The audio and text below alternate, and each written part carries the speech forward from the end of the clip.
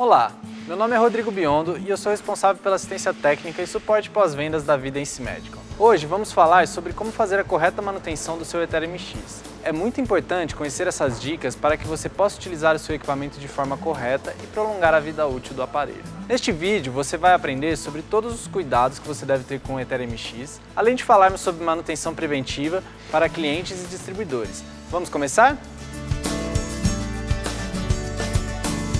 Para desmontar o Inlift, é preciso seguir apenas 2 passos. Primeiramente, desacople a base ótica do tubo de aplicação de inox, puxando as partes desta maneira. Depois, é só desrosquear o fracionador do tubo de aplicação.